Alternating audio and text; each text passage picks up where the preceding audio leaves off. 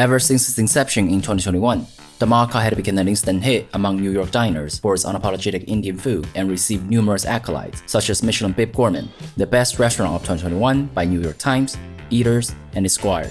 It serves regional food that's rarely seen outside of India, such as pig face, goat kidney and testicles, among other things. The demand was high and I had to secure a table 1 month in advance. And finally, I did it. Hey there, this is Papdi coming to you from New York. This is Dhamaka. This is a restaurant that I wanted to go for over a year, and now I finally got the chance to. Let's go. Dhamaka, which means explosion in Hindi, is the brainchild of chef Chintan Pandya and restaurateur Ronnie Mazumdar of the critically acclaimed Adda Indian Canteen to serve provincial Indian cuisine in the new Essex market located in Lower East Side. The restaurant claims to be unapologetic Indian that's not shy about using spices. This visit was filmed last year, and by now some menu items have changed, but the concept stays the same. So you can pretty much have an idea of what kind of food you can expect. First, some cocktails. I got Bang-e-Bahar made with gin, Domain Canton ginger liquor, and fresh betel leaf, and Bhaji made with Punjabi rye, yuzu, spiced hibiscus, aguafava, and pink peppercorn. Those were fine cocktails, with their respective elements coming through, but I was really here for the food. First appetizer, Papdi Chaat, also known as Papdi Chaat, is a popular traditional Indian street food item with different variations. This one had chickpeas, yogurt, tamarind chutney, chaat masala, cilantro, and pomegranate seeds, and always with crispy fried dough wafers known as papdi. Not my first time having it, and it's one of my favorite chaat items. Second appetizer, Doh Khleh, pig face salad from the northeastern state of Meghalaya. This one was particularly interesting since most places in India don't even consume pork. Interesting. It is similar to the chaat flavor, but this one with a bit more spice, a bit more tanginess. The dish tasted very similar to pork chowder in flavor and texture, and the masala was a unique distinguisher. It's the hippest hit on the block. Next one, Tabak Maaz, lamb rib customarily fried in ghee. It is an essential part of the waswan, which is a multi-course meal in Kashmiri cuisine usually served on the date of marriage. It is rarely seen outside of Kashmir, but I happen to know it because I have cooked it before. But I probably won't do it again because it will destroy the kitchen. This one was a slightly different interpretation. It was poached, then grilled, dusted with chili powder and cumin. Holy, this is so good. Extremely fatty and flavorful with a hint of spice on top. Oh, that flavor is heaven. Okay, let me try a bit of the cilantro mint chutney here. Just dip that in. This minty cilantro balanced the fattiness of the lamb very well. There's some bones in there though, no big deal. So this is our last appetizer, Gurda Kappora, kidney and testicle. Well, I certainly never had this before. So this is the mixture. I think this is already cut up for you, lying in this red oil with spices. I can see, that's the mace. We have cinnamon, cardamom, a lot of spice, and we have this pao to pair.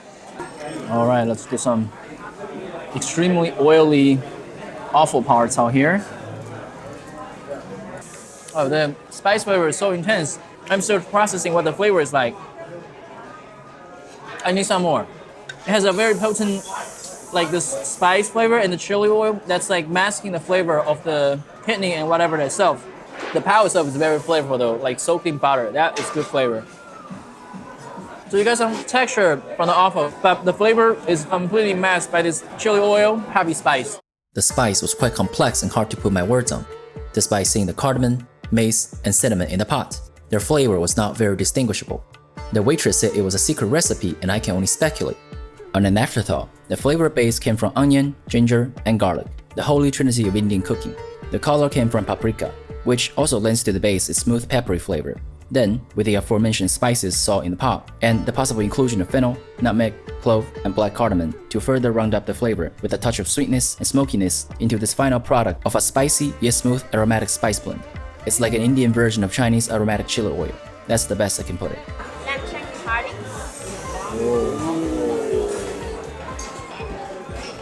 That looks good.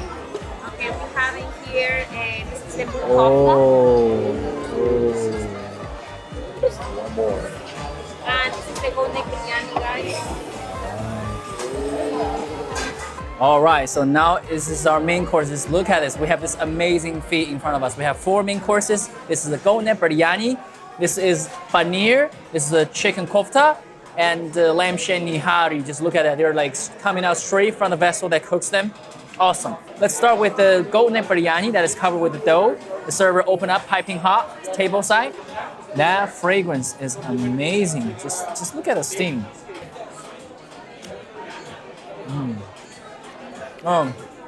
Nicely spiced, not too spicy.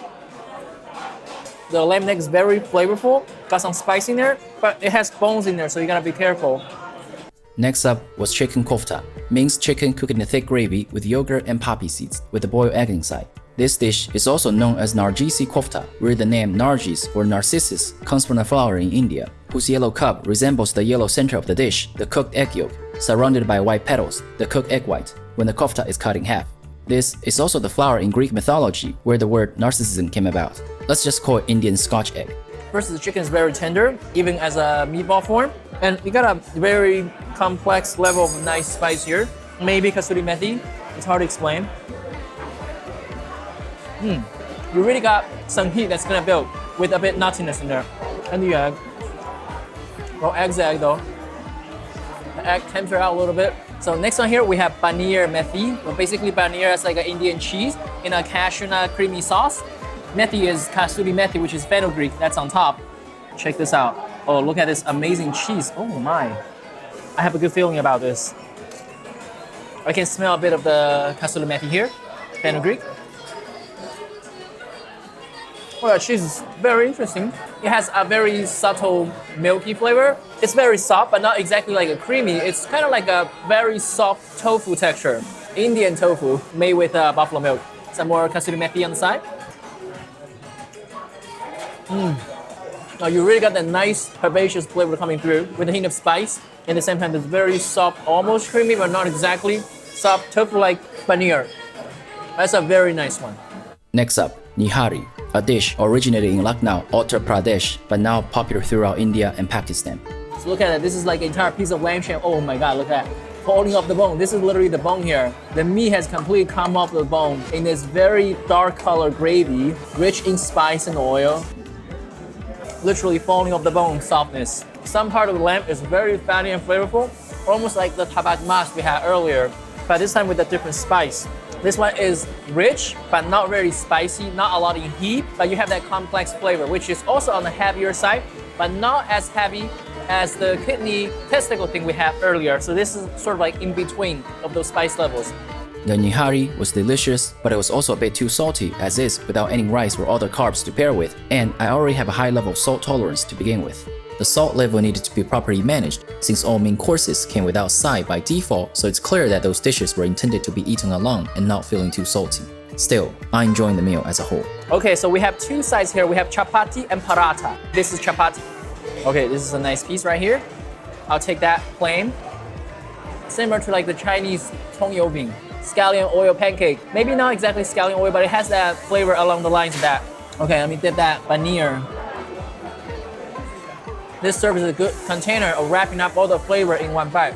Okay, so here we have the paratha here as well. Just look at the char. This is gonna be amazing. I have a feeling for it. I can smell that ghee flavor, the buttery flavor here. Slightly flaky, oily. You got the butter flavor in it with the char. Oh, this is a very good one, just on its own. I don't need anything else. But let me dip that into the sauce here.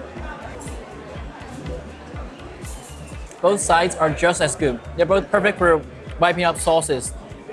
All right, so finally we move into dessert. This is the only dessert that they have. This is Chhena Poda.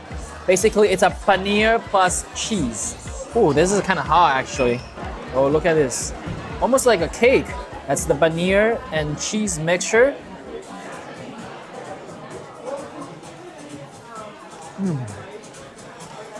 Oh, it's so hot. Very light, very fluffy. Slightly creamy. Exactly like the Chinese dan hong gao cheesy version. There's a Sichuanese dessert that's made with eggs and batter. We call them dan hong gao, and this is basically that version, but more cheesy, more creamy. We have just finished our meal at Dhamaka, and it is indeed very unapologetic. It is spicy, it is rich. Some of the dishes can be on the saltier side because they pair with rice and paratha. If you just eat them on their own, it could be a bit salty. But the flavor is good. The spice is intense. There's a lot of heat. I like this place. But I might need to take a break after this because it is quite heavy in my stomach. This is Fufsky. Subscribe for more videos like this, and I'll see you in the next one. Ciao.